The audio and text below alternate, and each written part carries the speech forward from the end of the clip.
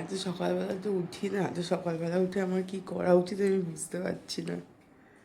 এটা তো আমার সাথে অন্যায় হচ্ছে, আমার এবার থানায় যাওয়া উচিত। হ্যাঁ, এখন দেখতে হয়েছে বলো। তোর কি আমার খাটটাই পছন্দ হয় রে? কিরে,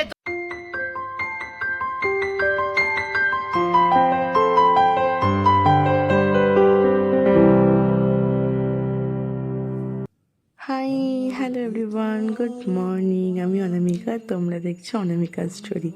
তো ওয়েলকাম সবাইকে আমার আরও একটা নতুন ব্লগে। আজকে অনেক সকাল সকাল ঘুম থেকে উঠে পড়েছি। আর এই যে আমি সকাল সকাল উঠে পড়েছি, এটা আমার বাড়ির লোকও বিশ্বাস করবে না। মানে মা বাবা বাদে, মা বাবা দেখেছে উঠে পড়েছি, বাকিদের কথা বলছি আমি। যাই হোক, ঘড়িতে এখন ওই 4:45 বাজে। আর সকাল সকাল ওঠার পেছনে কারণ আছে, আমি এমনি এমনি উঠিনি। চলো দিনটা শুরু করা যাক, বলছি। বহু যুগ পর এত সকালে ঘুম থেকে উঠলাম। বহু যুগ। কত ফুল হয়েছে দেখো আমাদের গাছে,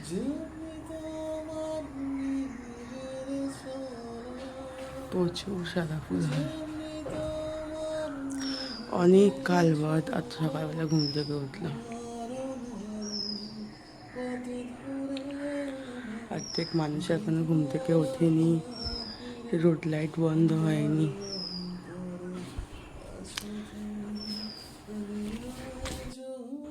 এই দেখো আমাদের বাড়ির সামনেটা পুরো হলুদ আর হলুদ। কৃষ্ণচূড়া গাছের ফুল পড়ে পুরো রাস্তা হলুদ হয়ে রয়েছে।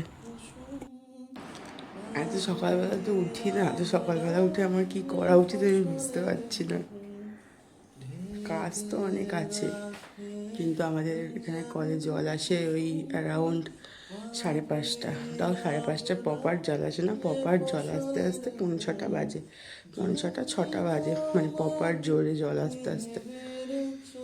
এখন যে আমি কিছু কাজ করবো বা স্নান করবো বা কিছু, সেটাও সম্ভব না। তা আমার কি একটু ঘুমিয়ে যাওয়াটা উচিত আমি বুঝতে পারছি না।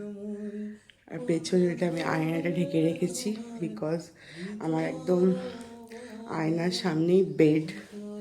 এই যে আয়নার সামনেই বেড, তো আয়নার অপোজিটে যদি বেড থাকে তাহলে রাত্রিবেলা শোয়ার সময় আয়নাটা ঢেকে রাখাটা নাকি উচিত, নাহলে তো ওই জন্য আমি আয়নাটাকে রাত্রিবেলা ঢেকে রেখেই শুই। বাড়িতে আপাতত কেউ নেই, তো আমার কি ঘুমিয়ে পড়া উচিত আমি ঠিক বুঝতে পারছি না। যেটু সবে উঠলো আওয়াজ পাচ্ছি, যা একটু ছাদে গিয়ে বসি, অনেকদিন ছাদে যাই না। চলো, নিচটা পুরো ফাঁকা, গেটটায় তালা মেরে যাই। দাঁড়াও, এক হাতে হবে না, তালা মেরে দিয়েছি।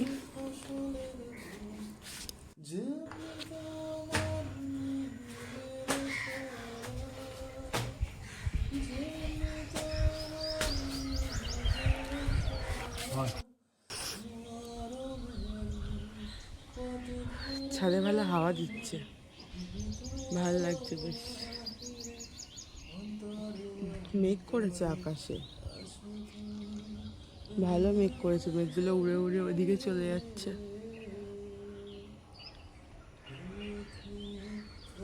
ঘুম একটু পাচ্ছে, ঘুমটা প্রপার হয়নি।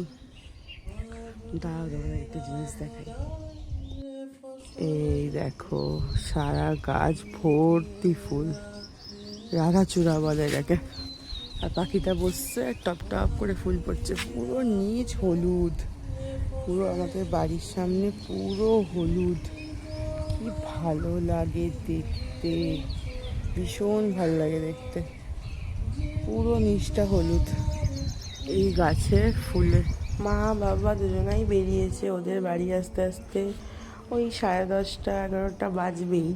আমি ঘুমালে ঘুমাতেই পারতাম একা বেশ অনেকক্ষণই, কিন্তু আমি না একদমই একা না থাকতে পারি না বাড়িতে। মানে থাকতে পারি না, যাও বা ওর থেকে বড় কথা হচ্ছে আমি ঘুমাতে পারি না। মানে একা থেকে যাব, কিন্তু ঘুমাতে পারি না আমি একা বাড়িতে। কেমন একটা আমার লাগে, কি লাগে, মানে ভয় পাই সেটা কিন্তু নয় যে ভূতে ভয় পাই বা কিছু, সে পিছনে দিনের বেলা ভূত কোথা থেকে আসবে, বাট আমি না একা ঘুমাতে পারি না, কেন জানি না। এটা আমি মানে বুঝতে পারি এটা আমার সাইকোলজিক্যাল প্রবলেম, কোনো ভয় ঠয় না, বাট আমি ঘুমাতে পারি না, আমার কারোকে একটা লাগে, নাহলে একটা কেমন আনইজি ফিল হয়, আমি একদম ঘুমাতে পারি না। মানে ঘুম ধরো খুব ঘুম পেয়েছে, চোখ বন্ধ করেছি, বাট পাশের হঠাৎ করে বাড়ির ঘুম গাছে ভেঙে যায়। কত জবা ফুল হয়েছে, একটা ডাল চেয়ে আনতে হবে। জবা ফুলটা বেশ সুন্দর, থোক থোক। শুধু ডাল নয়, ফুলও ছিঁড়ে নিয়ে আসবো, সেটা বড় কথা না। তবে যে কাকা উঠলে একটা ডাল নিয়ে আসতে হবে। যেটু খেতে দিয়ে গেছে বিস্কুট, কাক পাখি এসে টুকুর টুকুস করে সেগুলো খাচ্ছে। ওই জন্য আমি ওখানে গিয়ে বেশিক্ষণ দাঁড়াচ্ছি না, দাঁড়ালে আর খেতে আসবে না। হাওয়াটা দেওয়া বন্ধ হয়ে গেছে, এখন খুব অল্প হাওয়া দিচ্ছে। কীরকম ঘামছি আমি। যাই হোক, নিচে চলে যাই, কারণ ওইখানটাই বসার জায়গা, আর ওখানে পাখিগুলো এসে খাচ্ছে, তো আমি দাঁড়ালে ঠিক এসে ওরা খাচ্ছে না, তো ওরা খেয়ে নিক, ওদেরকে ডিস্টার্ব করে লাভ নেই। চলো নিচে চলো। ঘড়িতে এখন ওই 9:30 মতন বাজে। তো রাত্রে সকালবেলার আমার যা কাজ থাকে, ঘর ঝাড় দেওয়া, ঘর পরিষ্কার করা, কেটে জল দেওয়ার সব কাজ বাজ কমপ্লিট হয়ে গেছে। সকালবেলা ছাদ থেকে এসে না আর ঘুমাইনি, এই শুয়ে শুয়ে একটু ফোন ঘাঁটছিলাম, ফোন ঘাঁটতে ঘাঁটতেই তোমার 7:30 বেজে গেছে। তারপরে উঠে একটু বসে তারপরে এই কাজগুলো করে নিলাম। তো এদিকে মাও চলে এসছে, এখন মা এসে চা বসিয়েছে, চা খাবো। আমাদের না গ্যাস শেষ হয়ে গেছে, তো ইন্ডাকশানেই সব কিছু হচ্ছে। বিস্কুট নিতে এসেছি, টপ।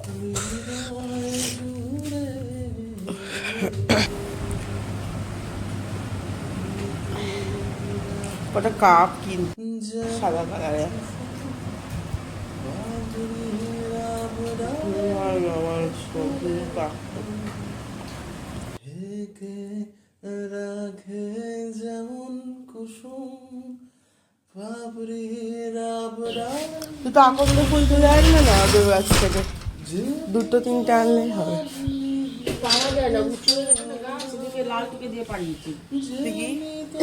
তোমার ফুলের ঝুড়িটা একটু দেখাও, কত ফুল। সাদা ফুল তোলোনি একটা? তোলা হয়নি।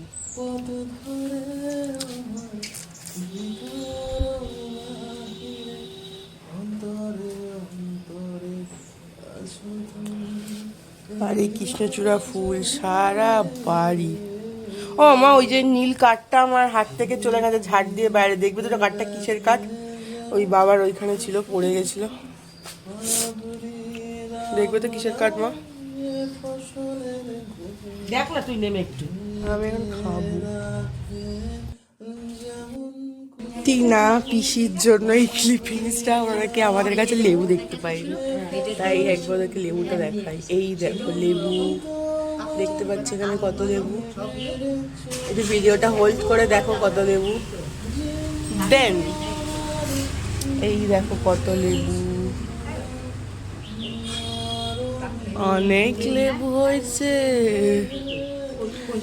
চা খাওয়া তো হয়ে গেছে, এদিকে একটুখানি কত জামা কাপড় ছিল সেগুলো মেশিনে দিয়ে দিলাম। আর আমাদের মেশিনটা না ম্যানুয়াল, তো একটু এর পেছনে লেগে থাকতে হয়, বারবার জল চেঞ্জ করে দেওয়া, ইয়ে করে দেওয়া, এগুলো একটু করে দিতে হয়। তো জামা কাপড় এগুলো কাচতে থাকুক এদিকে, ওদিকে একটুখানি ম্যাগি করব। তো ম্যাগিটা বসিয়ে দিয়েছি ইন্ডাকশানে, আমাদের তো গ্যাস শেষ হয়ে গেছে। আর এই ইন্ডাকশানে না সব বাসন কোসন তো বসে না, আর এই স্টিলের কিছু না মানে একটু শুকনো শুকনো কিছু করতে গেলে না একটু লেগে যায়। আর আমি না ম্যাগিটা একদম ঝোল ঝোল খেতে পারি না, কেমন একটা আমার লাগে। তো এই ম্যাগি করতে গিয়ে না ম্যাগির নিচটা একটু লেগে গেছে। বাসন যেই মাজতে যাবে মা, আমার কপালে যে দুঃখ আছে। যাই হোক, কিছু করার নেই, ইচ্ছাকৃত লাগাইনি, লেগে গেছে বুঝতে পারিনি। কারণ ইন্ডাকশান তো খুব একটা ব্যবহার করি না, এটা দিদিরটাই ব্যবহার করছি, আর প্রথম আমি ম্যাগি করলাম বাড়িতে। আমার যে অবস্থা, দিদি ভাই সাপোর্ট করবি কিন্তু তুই আমাকে, আমার যে অবস্থা শোচনীয়, তার এটা জলজান্ত উদাহরণ। ইন্ডাকশন এনে আমাকে দিয়ে রান্না করাচ্ছে, আর কিন্তু এদের রান্না এরকম কষ্ট করে করছে। হ্যাঁ কি রে, ও একজনে ভুরুক খেপি নেই।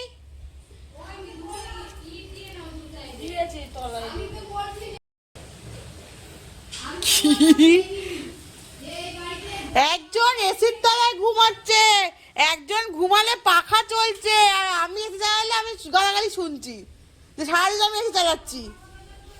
আমি পাখা চালালে মা বলছে সারাদিন পাখাটা একটু বিশ্রাম দে, কিন্তু ওদের জন্য সব কিছু একদম মানে সেই হয়ে যাচ্ছে। এটা তো আমার সাথে অন্যায় হচ্ছে, আমার এবার থানায় যাওয়া উচিত। হ্যাঁ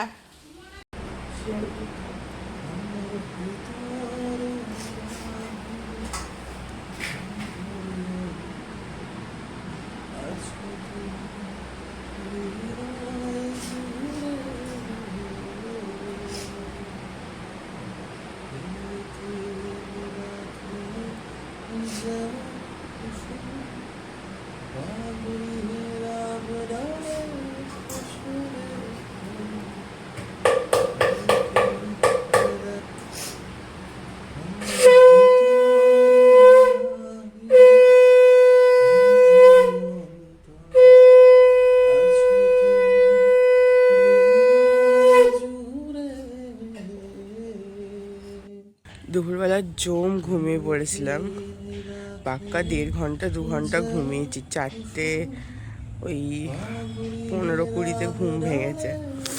হ্যাঁ, তারপর থেকে আর ঘুমাইনি। এখন 6টা মতন বাজে।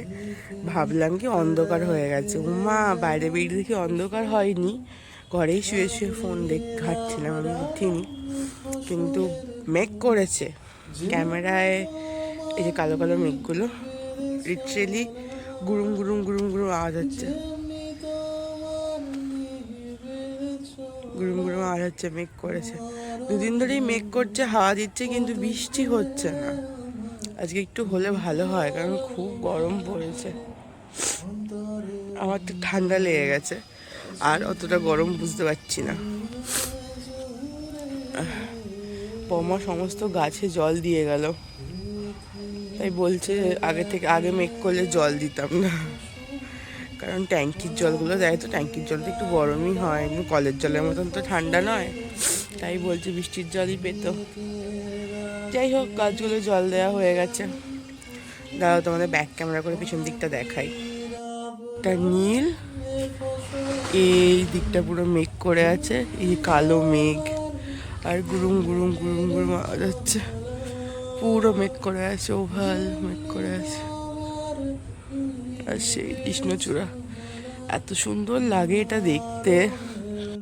কে বললাম ভেন্ডিগুলো তুলি, তো মা বলে দেখে তুলবি দানা দানা হয়ে গেছে কিনা।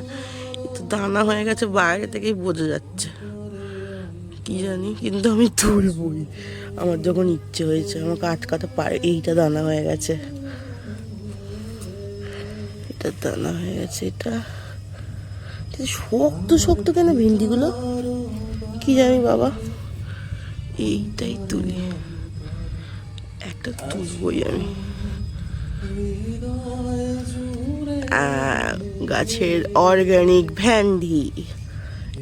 ছাদ থেকে এসে একটু সন্ধে দিয়ে দিই, আর সন্ধেবেলা না এই ধুনোর গন্ধটা আমার এত ভালো লাগে বলার বাইরে।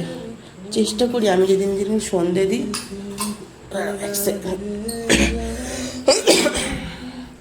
চেষ্টা করি আমি যেদিন সন্ধে দিই সেদিন ধুনোটা দেওয়ার চেষ্টা করি, ভালো লাগে বেশ।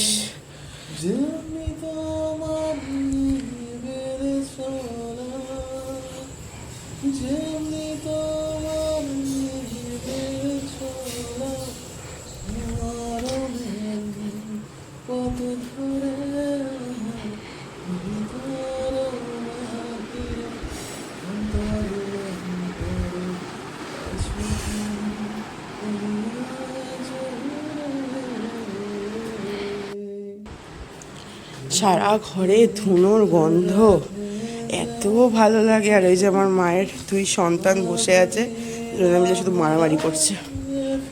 কি জানি কি হয়েছে, দুজনের মধ্যে একটুও বনছে না, শুধু মারামারি করছে।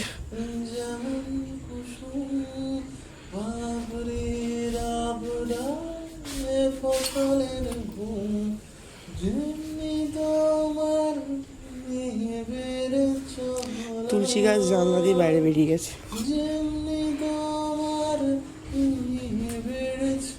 এত গরম, সন্ধে দিতে দিতে আমি ঘেমে যাচ্ছি, এত গরম। এবার এই ধুনোটাকে এখানে রেখে দেবো, সারা বাড়ি ধুনো ধুনো হয়ে যাবে। খুব ভাল লাগে আমার ধুনোর গন্ধ, ভীষণ ভাল লাগে আমার ধুনোর গন্ধ, খুব ভাল লাগে।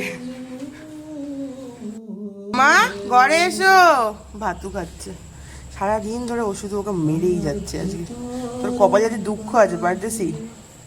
ও মা, ও মাম্মা ঘরে এসো, মাম্মা ও চুটকি খেয়ে ঘরে চলে আয়, ওকে বার করে দেবো আজকে ঘর থেকে, ওকে রাখবো না, ঠিক আছে মাম্মা? খেয়ে তুমি ঘরে চলে আসো, আমার ভালো মা ঘরে চলে আসবে।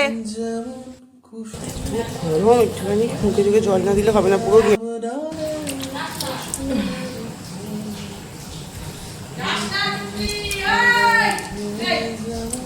ঘরে ঢুকেছিল, ওর কারণে চলে গেল, ঘরে ঢুকেছিল, এত জ্বালাচ্ছে, এত ওকে মারছে।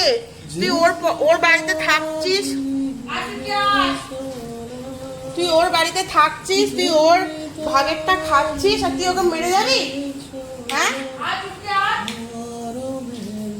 বাড়িতে 3টে বিড়াল ছিল, চুটকি, ভুতু, পুচকুলি, ঠিক আছে? ওর মা বাচ্চা দেওয়ার পর মারা গেছে, বাচ্চা 3টেকে আমরাই মানুষ করে বড় করেছি। লোকে দেখেছে আমাদের বাড়িতে বিড়াল, ওইটাকে ছেড়ে দিয়ে গেছে।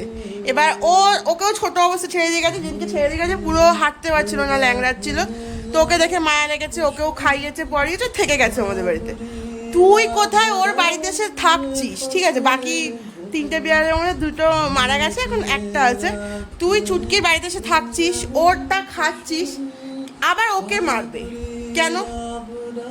কি মারছে সকাল থেকে গরমে? আজকে 2 সপ্তাহ 3 সপ্তাহ ধরে মেয়েটা বাড়ি থেকেই বেরোয় না, সারাদিন ঘরে থাকে, এত গরম, ঠিক আছে? পাখা চলে, ঘরে থাকে। আজকে এত মেরেছে ওকে, সকাল থেকে ঘরেই ঢুকছে না, তো আতঙ্ক লাগছে বাড়ি গেলেই মার খাবো। ঘরেই ঢুকছে না, ঘরে এক ফোঁটা বসেও নি, ঘরে একটু ছিলও না। এখন একটু ঘরে ঢুকবে, আর ভালো লাগছে না বেরোতে, ভাত টাতকে ঘরে ঢুকবে, ওকে তাড়া করে খাটের তলায় ঢুকিয়ে দিয়েছে। এখন মা ওকে তাড়াতে যাচ্ছে, ও পালিয়ে যাচ্ছে। এত বড় বদমাইশ, এত বাজে বিড়াল, অনাথের মতনই বাচ্চা হয়, ও কখনো ভদ্র বাচ্চা হয় না। তোমাদের তো সকালবেলা বলছিলাম যে আমাদের ইন্ডাকশান নেই, আর আমাদের এদিকে না গ্যাসের খুব আকাল পড়ে গেছে। মানে আমার গ্যাস শেষ হয়ে যাওয়ার 7 দিন আগে গ্যাস বুক করেছি, গ্যাস শেষ হয়ে যাওয়ার আফটার 7 days হয়ে গেছে, বাট এখনও পর্যন্ত গ্যাসের কোনো পাতা নেই, ঠিক আছে? গ্যাস লাপাত্তা হয়ে গেছে। তো যেদিনকে গ্যাস শেষ হয়েছে সেদিনকে দিদির ইন্ডাকশানটা দিয়েছিল যে ইউজ করে রান্নাবান্না করে খেতে, তো সেটাই আমরা এতদিন ইউজ করছিলাম। আর যেহেতু ইন্ডাকশান নেই, ইন্ডাকশানে ইউজ করার মতন হাঁড়ি পাতিলও আমাদের ছিল না, তো ওই 2টো গামলা ছিল আর একটা ওই সসপ্যান মতন ছিল, তো ওইগুলোতেই ডাল সেদ্ধ, আলু সেদ্ধ, ডিম সেদ্ধ খেয়ে আমাদের এই কদিন চলেছে। তো ওই জন্য বাবা আজকে গিয়ে ইন্ডাকশান কিনে নিয়ে এসছে, আর তার সাথে ইন্ডাকশানে ইউজ করার মতন একটা কড়াই, একটা হাঁড়ি আর একটা সসপ্যান কিনে নিয়ে এসছে। তো সসপ্যান আমাদের একটা আছে, ওটা লাগবে না, তো ওটা বলেছি বাবাকে রিটার্ন করে দেবে।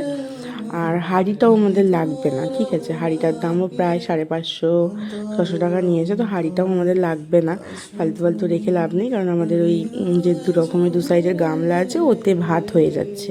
তো স্টিলের হাঁড়ি মায়ের একটা আছে, তো ওই দুটো আমরা রিটার্ন করবো। আর কড়াইটা আমার এত পছন্দ হয়েছে, আমি ভাবতে পারিনি বাবা পছন্দ করে এত সুন্দর কড়াই নিয়ে আসবে। আমার অনেক দিনের ইচ্ছে যে এরকম একটা কড়াইয়ের, দেখতেই পাচ্ছ কড়াইয়ের উপরে লিডটা তোমার কাচের, আর ভেতরটা পুরো স্টেনলেস স্টিলের, আর হ্যান্ডেলগুলি না তো উডেনের। এত ভালো কড়াইটা হয়েছে, আমার খুব পছন্দ হয়েছে। তো যাই হোক, আর ওইসব দেখে এখন সময় নষ্ট করলে হবে না। এদিকে আমি রান্না করব এখন ডিমের ঝোল। মা সব কিছুই রেডি করে হাতের সামনে দিয়ে গেছিলো, জাস্ট আমি মানে এর মধ্যে তো ভাজা যাচ্ছে না, পুড়ে যাচ্ছে গামলাটা, ওই জন্য একসাথে মাখিয়ে চুকিয়ে মশলা দিয়ে বসিয়ে দিয়েছিলাম। কালারটা বেশ ভালো এসছে না? মনে হচ্ছে এটা না কষিয়ে রান্না করা, মানে না ভেজে রান্না করা, মানে একেবারে ডাইরেক্ট আমি কষিয়েছি বেশি করে তেল দিয়ে। যাই হোক, তো এদিকে মাদের ডিমের ঝোলটা সরিয়ে রাখছি, আর একটা ডিম আর আলু সোয়াবিনের মধ্যে আমি রান্না করব বিরিয়ানি। অনেক দিন ধরে এই সেদ্ধ ভাত খাচ্ছি, আর ভাল লাগছে না ওই সেদ্ধ ভাত খেতে, একটুখানি ভালো কিছু খাবো, তাই একটু বিরিয়ানি করার চেষ্টা করব। কোনো আলাদা করে ভাত করা যাবে না, কারণ ঘরে ভাত আছে। আমি এখন যদি আলাদা করে ভাত বসাতে যাই, বাড়ি থেকে আমাকে তাড়িয়ে দেবে। তো যে ভাত আছে ওই ভাত দিয়েই এই ডিমের ঝোল আর সোয়াবিনের মধ্যেই আমি বিরিয়ানি বানাবো। যে রান্না করতে জানে সে সব কিছুকেই সুস্বাদু করে তুলতে পারে। বাট ক্লাইম্যাক্স এখনও বাকি আছে। এটাতে তোমরা ভেবো না আমি খুব ভালো রান্না করতে পারি, আসছি গল্পে। তো যাই হোক, আমার ডিমটার মধ্যে ওপর থেকে ঘরে যে ভাত ছিল, মানে যে ভাত আমরা রেগুলার খাই, ওই ভাতই ওপর থেকে সুন্দর করে ছড়িয়ে দিয়ে দিলাম, যাতে ডিম, আলু, সোয়াবিন ভালো করে ঢেকে যায়। তারপরে ওর উপর থেকে দিয়ে দিলাম 4টে কাঁচা লঙ্কা। বিরিয়ানিতে কাঁচা লঙ্কাটা প্রয়োজন। আর এইটার মধ্যে আমি হলুদ কালার যেটা দেখতে পাচ্ছি, এর মধ্যে ছিল দুধের মধ্যেই আমি দিয়ে দিয়েছি কেওড়া জল, গোলাপ জল আর একটুখানি ফুড কালার। কারণ যেহেতু আমার ভাতটার মধ্যে কোনো ফ্লেভার নেই, ঘরের ভাতই দিয়েছি, ওই জন্য ওইটা ফ্লেভার আনার জন্য ওর মধ্যে সব মিশিয়ে দিয়েছি। আর যেহেতু ভাতের মধ্যে নুনও দিইনি আমি, কারণ ঘরের ভাত, তো ওই জন্য একটুখানি উপর থেকে নুন ছড়িয়ে দিলাম আর একটুখানি বিরিয়ানি মশলা, এটা আমার হোমমেড বিরিয়ানি মশলা, এটা একটু ছড়িয়ে দিলাম। হ্যাঁ, এই মশলাটাই না আমি মাংসে ইউজ করি, একটুখানি করে লাস্টে দিয়ে দিতেও খুব ভালো একটা ফ্লেভার হয় মাংসে। এবার ঘি ছিল ঘরে, বাট গরমের জন্য ছোটো কৌটো ঘি আনা হয়ে যেত, সেটা তো সেখান থেকে যদি আমি এইসব রান্না করতে এখন ঘি নিয়ে আমার কপালে দুঃখ আছে। ওই জন্য আমি বাটার ছিল একটু বেশি করে, বাটার দিয়ে কাজ চালিয়ে নিয়েছি। দেখতে কিন্তু খুব ভালো হয়েছে, কিন্তু পরেরটাও দেখাচ্ছি কী হয়েছে। দেখো কেমন দেখতে হয়েছে বলো। হ্যাঁ, চা হাতে দাও।